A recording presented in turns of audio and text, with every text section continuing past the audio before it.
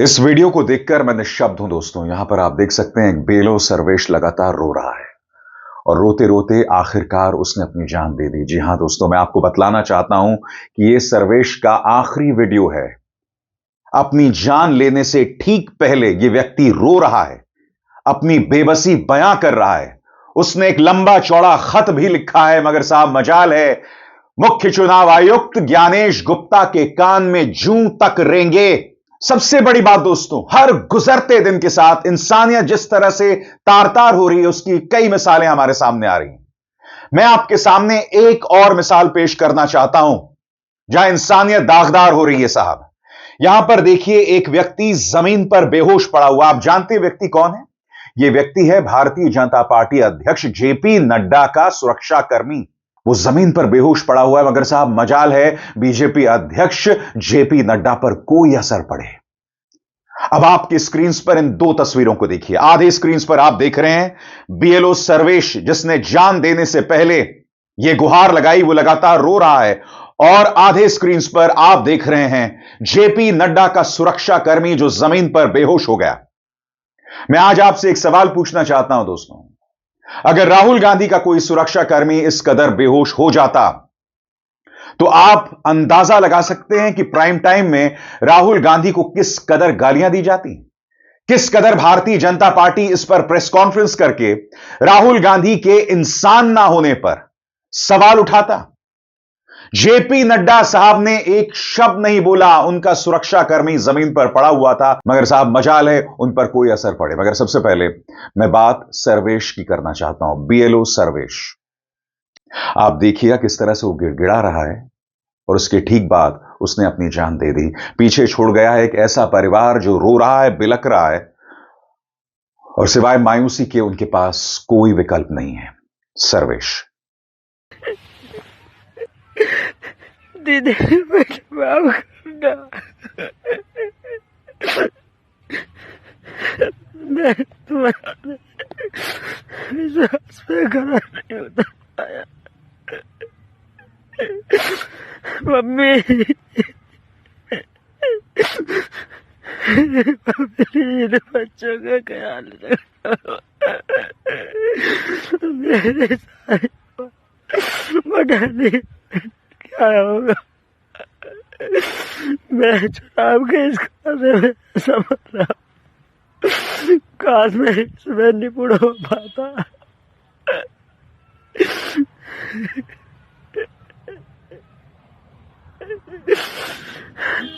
मैं तो एक कदम उठाना चाह रहा हूँ, इसका स्वयं मैं ही जिम्मेदार हूँ। इसमें किसी का कोई दोष नहीं है, मेरे परिवार को कुछ नहीं कहना है। मैं बहुत दुखी हूँ, 20 दिन से चैन से नहीं सो पाया हूँ। मेरी छोटी छोटी 4 लड़कियां हैं।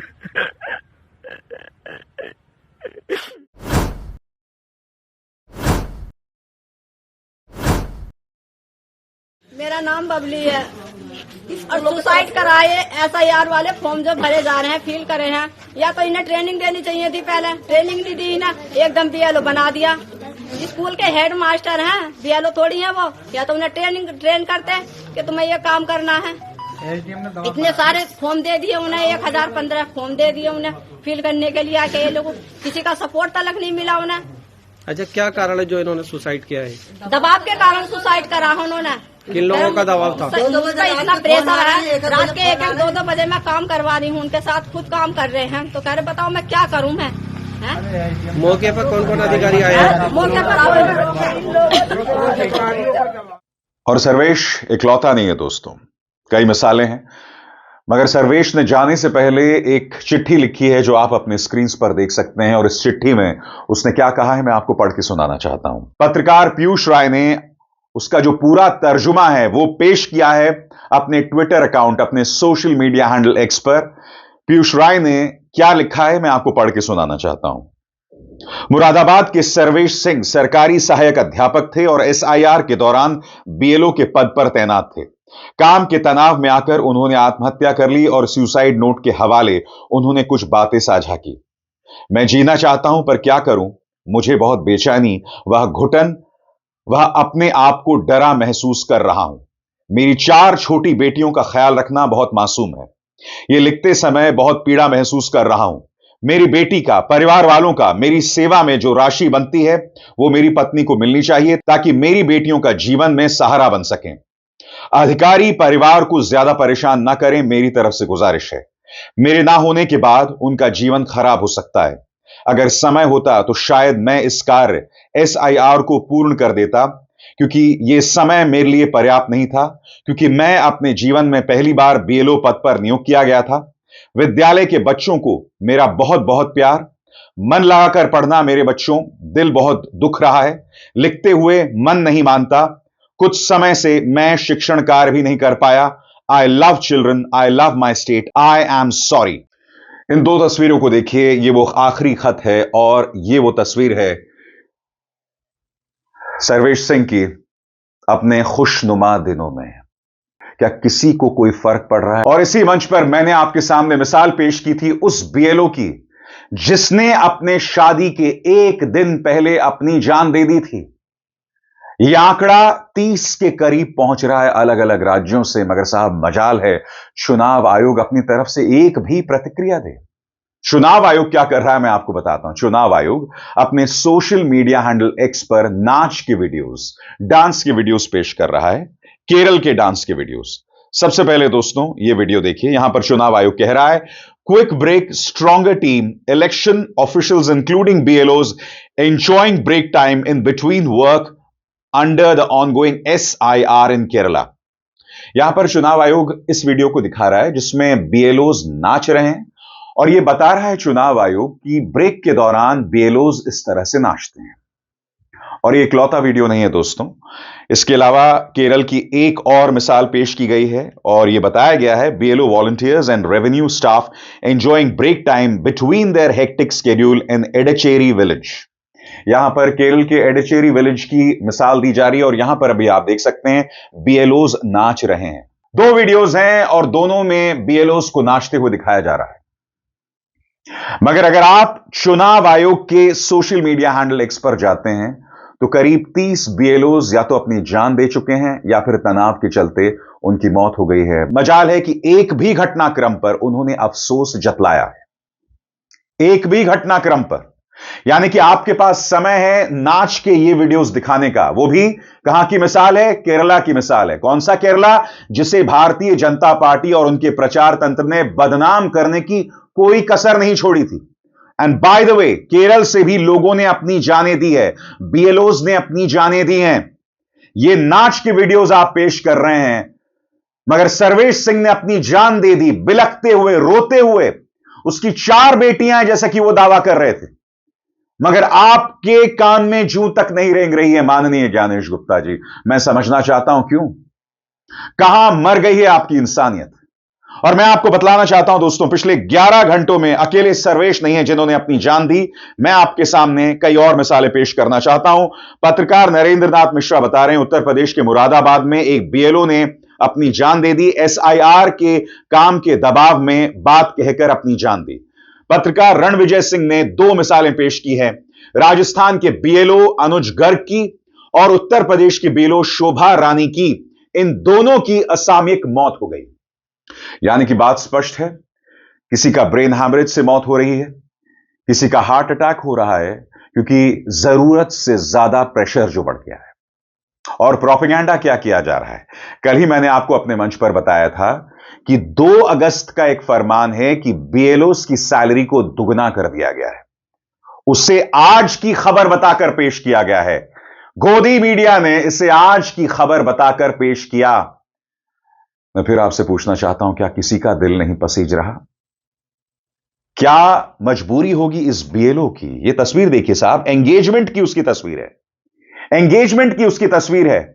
शादी के 1 दिन पहले इसने अपनी जान दे दी। क्या चुनाव आयोग अपने BLOs का मानसिक काउंसलिंग कर रहा है कि आप किस तनाव से गुजर रहे हैं? और सबसे बड़ी बात, इसी मंच पर मैंने आपको बताया था कि जब भारतीय जनता पार्टी के नेताओं से पूछा गया कि BLOs की मौत पर राहुल गांधी सवाल उठा रहे हैं, तो आपको याद होगा नित्यानंद राय और गिरिराज सिंह दोनों केंद्र में मंत्री हैं। दोनों ने राहुल गांधी पर प्रहार किया। बीएलओस की मौत पर एक शब्द नहीं कहा नित्यानंद राय ने या फिर गिरिराज सिंह ने। प्रहार किया राहुल गांधी पर, उन्हें अराजक बताया, किसी ने जिन्ना का समर्थक बताया, किसी ने यह कहा कि ये लोग घुसपैठियों का समर्थन कर रहे हैं। मगर नहीं साहब, करीब 30 बीएलओज अपनी जान दे चुके हैं, उस पर एक शब्द इन्होंने नहीं कहा। मैं फिर पूछना चाहता हूं, क्या भारतीय जनता पार्टी के नेताओं में रत्ती भर भी इंसानियत नहीं है? इतनी तादाद में बीएलओज मर रहे हैं, मगर चुनाव आयोग क्या कर रहा है? केरल से 2 नाच के वीडियोस पेश कर रहा है। और यही नहीं, उत्तर प्रदेश से यह वीडियो पेश किया गया साहब। फर्रुखाबाद कलेक्ट्रेट सभागार में विशेष प्रगाढ़ पुनरीक्षण अभियान में 100% कार्य पूर्ण करने वाले बीएलओ का सम्मान समारोह आयोजित किया गया। 192, कायमगंज विधानसभा के 17, 193, अमृतपुर के 5, 194, फर्रुखाबाद के 6 तथा 195 भोजपुर विधानसभा के 17 बीएलओ को प्रशस्ति पत्र प्रदान कर सम्मानित किया गया। यानी कि यहां पर यह बताया जा रहा है कि हम बीएलओज का सम्मान कर रहे हैं, मगर जो बीएलओज मर रहे हैं उनके बारे में एक शब्द इनके मुंह से नहीं निकल रहा है।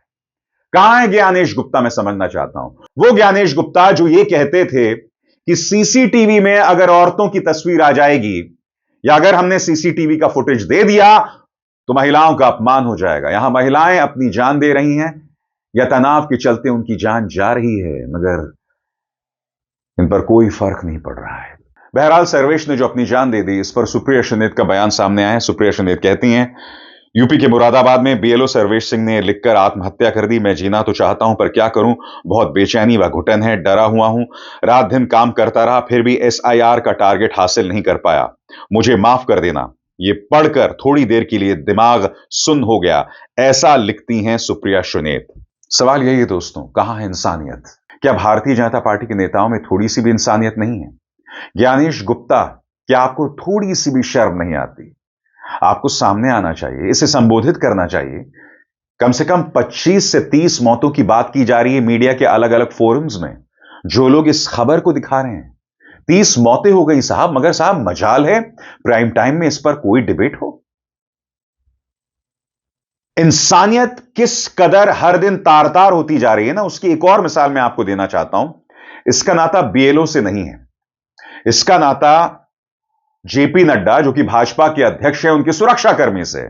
उनका सुरक्षाकर्मी बेहोश हो जाता है मगर जेपी नड्डा साहब अपना भाषण देते रहते हैं। देखिए वीडियो।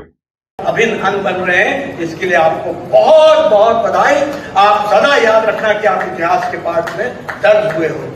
इन्हीं शब्दों के साथ मैं पुनः हमारे आयोजकों को, मनसुख भाई को, उनकी टीम को बहुत बहुत बधाई देता हूं और साथ में आप सब लोगों को इस यात्रा को आगे बढ़ाने के लिए अपनी शुभकामनाएं देता हूं। बहुत मैं फिर आपसे पूछना चाहता हूं, क्या जेपी नड्डा साहब को अपना भाषण नहीं रोकना चाहिए था? क्या उन्हें मंच से नहीं उतरना चाहिए था? ऐसा नहीं कि वो चुनावी भाषण दे रहे थे कि सामने भीड़ थी, अगर वो मंच से उतर जाते। आप यहां पर साफ तौर पर देख रहे हैं, यहां जो भाषण दिया जा रहा है वो किसी सभागार के अंदर दिया जा रहा है, किसी ऑडिटोरियम के अंदर दिया जा रहा है, और जेपी नड्डा साहब मंच से उतर सकते थे।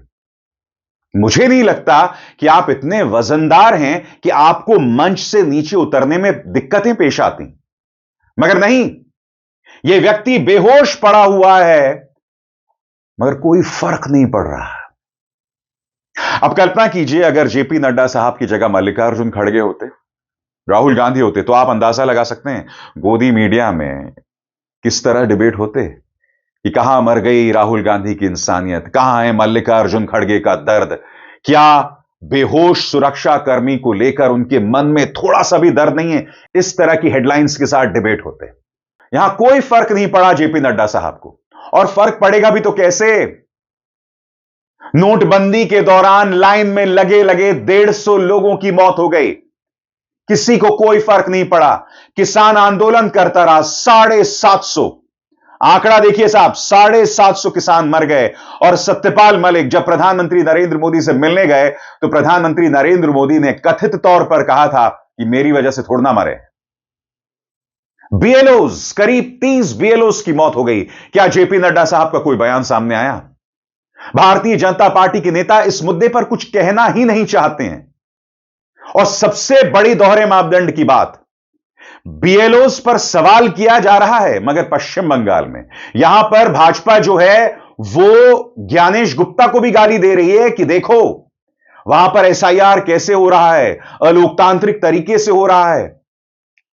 यानी कि साफ तौर पर खुद भारतीय जनता पार्टी ने एक्सपोज कर दिया है कि जहां जहां बीजेपी की सत्ता है वो लोग मनमाने अंदाज में एसआईआर करवा रहे हैं, जहां विपक्ष की सत्ता है वहां वो अपने अंदाज में करवा रहे हैं, जो अपने आप में एक सवालिया निशान है इस पूरी प्रक्रिया पर। मैं फिर आपसे पूछना चाहता हूं दोस्तों, राजनीति अपनी जगह होती रहेगी, मगर सर्वेश का दर्द किसी को क्यों नहीं दिखाई देता? उसके आंसू किसी को क्यों नहीं दिखाई देते? रोज रोज 2 से 3 बीएलओस की मौत हो रही है, खबर सामने आ रही है, किस पर कोई फर्क नहीं पड़ रहा है। एक सुरक्षाकर्मी जमीन पर पड़े रहा, मगर नहीं साहब, कोई कुछ नहीं कहेगा। मीडिया ने इस खबर तक को नहीं दिखाया। क्यों नहीं दिखाया बताइए? ये 24 घंटे पुरानी खबर है, फिर भी मैं आपको बता रहा हूं। मैं ये उम्मीद कर रहा था कि भाई मीडिया इस पर कुछ चर्चा करेगा, मैं देखना चाहता था कि इस पर क्या चर्चा की जाएगी। नहीं, बार बार भारतीय जनता पार्टी के नेताओं की मिसालें सामने आ रही, मगर किसी पर कोई फर्क नहीं पड़ रहा। आप में से कई लोग मुझसे कहते हैं मैं बीजेपी विरोधी हूं, तो चलिए मैं पलटकर आपसे एक सवाल पूछना चाहता हूं। भारतीय जनता पार्टी तमाम जगहों पर सत्ता में है, और जब इस तरह की मिसालें सामने आती हैं, पारदर्शिता की सख्त कमी वो तो है ही, मगर इंसानियत पूरी तरह से नदारद, पूरी तरह से नदारद। और इन्हें क्या लगता है? इन्हें क्या लगता है कि हम धर्म के नाम पर लोगों को बरगलाते रहेंगे, फिर हम कुछ भी कर सकते हैं। हम अपने धन्ना सेठों को हजारों बीघा जमीन दे देंगे, वहां पर लोग पेड़ों के कटने के खिलाफ आंदोलन करते रहेंगे। उन लोगों के दर्द की तरफ ना मीडिया का ध्यान जाएगा, और भारतीय जनता पार्टी को तो कोई परवाह ही नहीं है। फिर भी आप समझते हैं कि मैं बीजेपी से सवाल ना करूं? मैं आपसे पूछना चाहता हूं, विपक्ष को बचने का रास्ता कहां मिलता है? अगर कांग्रेस शासित प्रदेश में कुछ होता है, इस वक्त कर्नाटक में डीके शिव कुमार और मुख्यमंत्री सिद्धरमैया के बीच में एक पावर स्ट्रगल चल रहा है। गोदी मीडिया के प्राइम टाइम में इसी खबर पर डिबेट चल रहा है साहब। बीएलओस जो लगातार मारे जा रहे हैं, इस पर कोई चर्चा नहीं है। अरे अगर आप चर्चा करेंगे तो उनके लिए हालात बेहतर होंगे ना।